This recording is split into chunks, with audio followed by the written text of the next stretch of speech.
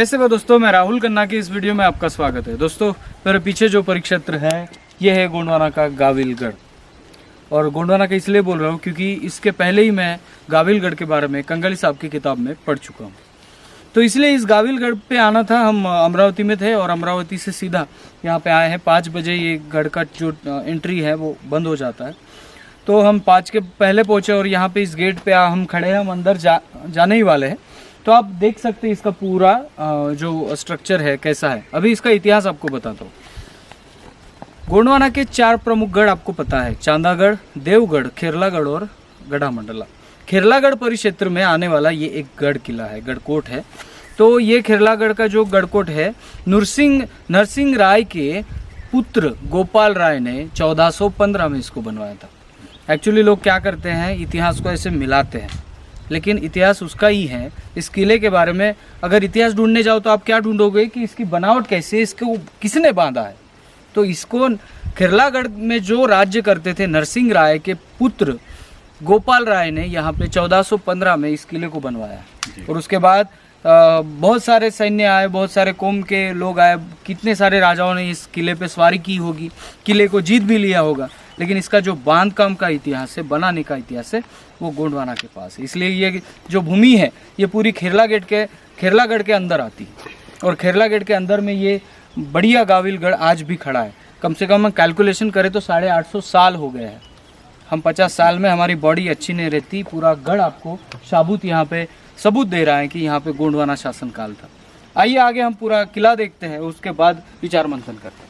ये जो पत्थर है, ये पत्थर मेरे ख्याल से आज के तो हम 2-3 लोग नहीं मिलके उठा सकते, इतने बड़े बड़े पत्थर है। आप ऊपर देख सकते हैं। कैमरामैन जरा लुक आउट करिए। ये है गेट। इस पहले गेट से हम अंदर जा रहे हैं। और भव्य दिव्य गढ़, इमेजिन करिए आप, जब यहाँ पे राजा रहते थे, जब यहाँ पे प्रजा रहती थी, तो कितना बड़ा एंट्रेंस गेट, यहाँ से घोड़े हाथी पूरे अंदर जाना और यहाँ से हमारे पहरेदार खड़े रह के पूरे गढ़ की रक्षा करना। और ये पूरा जो सिस्टम है, कहीं गिर गया है लेकिन पूरा सिस्टम आप इमेजिन करिए कि कितना बढ़िया मंजर था। और इस प्रशस्त गोंडवाना शासन काल में आज हम गोंड लोग अपने हक और अधिकार के लिए लड़ रहे हैं। कितना बड़ा दबाया गया हमें। आगे चलिए देखते हैं। देखिए वो भव्य दिव्य बुरुज है। और वहां से भी एक टावर होते थे पहले, और उस शिखर से देखा जाता था कि कहां से दुश्मन यहाँ पे इंटर कर रहा है।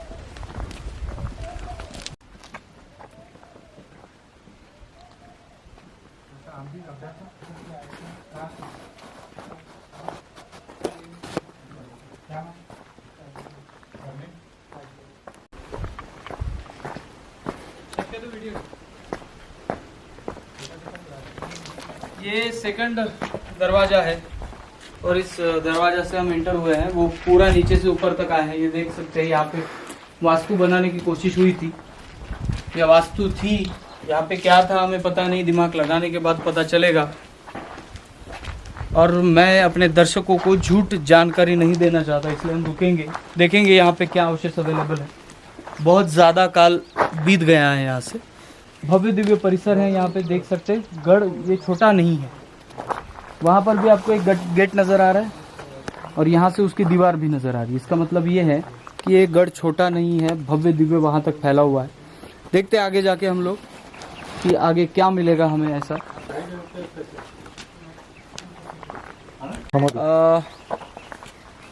आप यहाँ पे ही ड्यूटी करते हैं?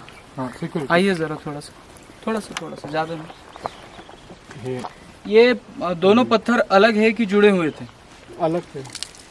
आप जब से ज्वाइन करे तभी से? लेकिन मेरे ख्याल से ऐसा लग रहा है कि ये दोनों भी एक ही जगह के जुड़े हुए होंगे। ये टूट गए हैं। थोड़ा फोकस करो इस पे और उस पे। वहाँ पे येन है, इसको हम गोंडी में येन बोलते हैं, वो हाथी है। और यहाँ पे हमारे शेर है। येन सोडुम यहाँ पे नजर आ रहा है। लेकिन ये पत्थर के दोनों आकार अगर हम देखें इसको पीछे से,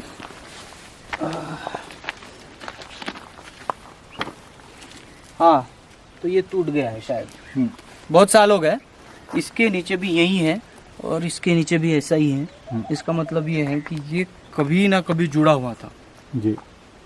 येन सोडुम तो हम जो किले देख रहे हैं गोंडवाना के, उस किलों में 600-700 साल या 500 साल के गतसोडुम हमें येन के ऊपर सोडुम दिखाई दे रहा है। 1415 का काल, जब शिवाजी महाराज का काल नजदीक भी नहीं था, उस काल के येन सोडुम ऐसे दिख रहे हैं हमें, लेकिन येन सोडुम है, ये बात यहाँ पे साबित हो रही है।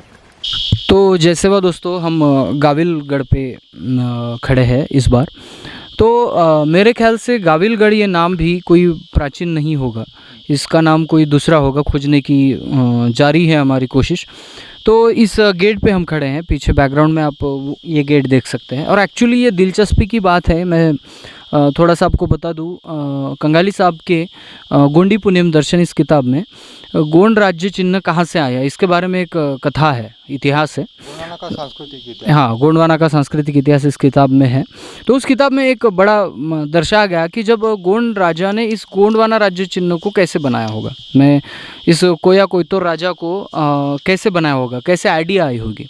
तो इस आइडिया की एक कहानी है, उस कहानी को आप थोड़ा सा सुनिए। जब राजा शिकारी पे गए थे, शिकार करने गए थे जंगल में, तो वहाँ पे बहुत ज़्यादा हाथियों का झुंड नज़र आया, और हाथियों का झुंड था तो बहुत सारे लोग घबरा गए, राजा के आदमी सब वगैरह। लेकिन उस झुंड को भगाने वाला एक शेर था, जो हाथियों के ऊपर चढ़ भी रहा था और हाथियों को भगा भी रहा था। तब राजा को एक बात समझ में आई कि अब बलाढ्य कितने भी हो वो मायने नहीं रखता, लेकिन अगर आप दिमाग वाले हो, अगर आप शातिर हो, अगर आप शौर्यशाली हो, तो आप बलाढ्य से बलाढ्य लोगों पे राज कर सकते हो। और इसलिए उन हाथियों के झुंड पर जो शेर था और उस शेर बाकी हाथियों को भगा रहा था, तब जाके राजा को ये एक आइडिया आया कि येन सोडुम यह राज चिन्ह हमारा होना चाहिए। यह अति प्राचीन बात है। तो इस चीज़ को लेकर राज्य चिन्ह बनाया गया, और इस राज्य चिन्ह को देखते हुए आज मैं जो इस क्षेत्र का, कैमरामैन ज़रा फोकस करिए उधर, इस गेट पे जो आपको राज्य चिन्ह नज़र आ रहा है, एक्चुअली ये मैंने पहली बार देखा है इस पूरी जर्नी में कि अगर हम येन को डिसाइड करें, हम हाथी की संख्या नापे तो 1 2 3 4 5 हाथी है, उधर भी 5 ही हाथी है, और बड़ा शेर इन 5 हाथियों को वहाँ पे कंट्रोल कर रहा है। इसका मतलब आप जान सकते हैं कि ये एक प्रसंग है वो शिकारी का।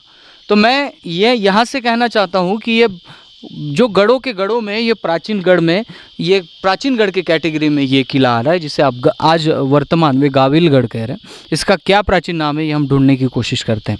हमारे साथ मौजूद है तिरुमल प्रकाश सलामी जी, और अलाइव ब्रेड टीम का ही हिस्सा है, तो हम उनसे भी पूछेंगे, उनके पास रेफरेंस है, आपको डायरेक्ट दिखाएंगे। तो सलामी सर जी, आप थोड़ा हमारे दर्शकों को बताइए गाविलगढ़ गोंडवाना किले के बारे में। जी जी, हमारी जो अलाइव ब्रीड के समस्त जो अध्ययन करता है, जिज्ञासु है और शोधकर्ता दर्शकगण है, उनको सर्वप्रथम मैं जय सेवा करता हूँ।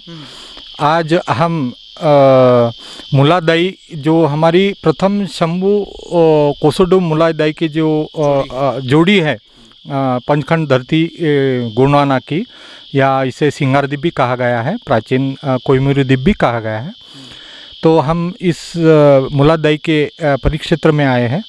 सबसे प्रथम, जैसे कि अभी राहुल कन्नाके जी, इन्होंने गोंडवाना का जो राज चिन्ह है, एनुपुरे सवार सिंगारी, यानी एनी का अर्थ हाथी होता है और उस पर सवार सोडुम, तो इसके बारे में भी थोड़ी हम जानकारी देते हैं। हमारे जो लिंगो मोतीराम जी कंगाली है, इन्होंने नागपुर से गोंडवाना शोध संस्थान, उसके वो अध्यक्ष थे। उनकी गोंडवाना गढ़ दर्शन एक ग्रंथ पब्लिश हुई थी, प्रकाशित हुई थी। तो उसमें बहुत ही आधार देकर उन्होंने संदर्भ देकर गोंडवाना का जो राज चिन्ह है, गोंडवाना साम्राज्य का हाथी पे सवार शेर, इसके बारे में मैं उन्हीं की जो ग्रंथ है उससे कुछ जानकारी देता हूँ। तो ये सर्वप्रथम जो राज चिन्ह हाथी पे सवार शेर जो है, वो सुलभ सिंह उर्फ मुंडे नूरी कुमार नामक नागवंश गोंड राजा ने ईस्वी सन 157 के दरमियान किया था। ऐसी जानकारी जो हमारे रंगेल सिंह राजनिंगी है, डोंगरताल, इनके द्वारा जो ग्रंथ है गढ़वीरों की गाथा, इससे जानकारी मिली है। और इस जो गड़ाकटंगा का जो किला है उसके मुख द्वार पर हाथी पे सवार सिंह यह चिन्ह उकेरा गया है। ठीक है, तो यही चिन्ह जो हमारे गोंडवाना के जो प्राचीन गढ़ कोट है उस पर उकेरा गया है, जैसे मंडलागढ़, चांदागढ़, लांजीगढ़, भोरमदेवगढ़, माहूरगढ़, जुन्नारगढ़ और नागपुर का जो देवगढ़ का जो प्राचीनतम कोट है वहाँ भी उकेरा गया है। तो इतना ही नहीं, तो आज ये जो वर्तमान में ये गाविलगढ़ कहा गया है, उसी गढ़ कोट पर ये तीसरा मध्य भाग में क्षेत्र में ये अंकित किया है। इनके निर्माणकर्ता के रूप में गड़ाकटंगा के राजा यदुराय मड़ई को माना जाता है। यानी ये जो गोंडवाना का राज चिन्ह बनाया गया, सबसे पहले जिसने बनाया, अंकित किया, वो यदुराय थे। जी, यदुराय थे, जो कि गड़ाकटंगा के नागवंशीय गोंड राजघराने के अंतिम राजा का दामाद था।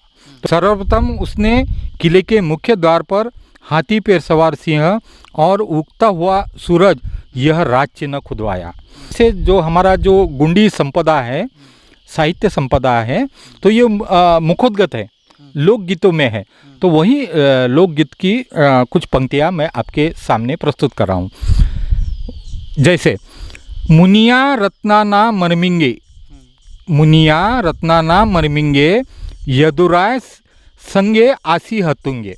यानी ये मुनिया जो राजा था वो रत्नाना उसकी मरमिंग किसके साथ हुई? यदुराय के साथ हो गई। गड़ाकटंगा तो राजा ले होर बने मासी हतुरे। तो गड़ाकटंगा का राजा कौन हुआ? यदुराय मड़ावी। ठीक है।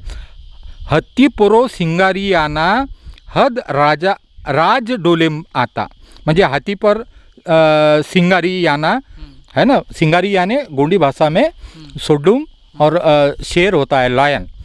इतिहास केंजा गोंडवानाता होर राजा यदुराय था। क्या बात है, बहुत बढ़िया इतिहास आपने बताया। सर जी, मैं जानना चाहूँगा कि गाविलगढ़ के बारे में इस गढ़ दर्शन में क्या क्या लिखा?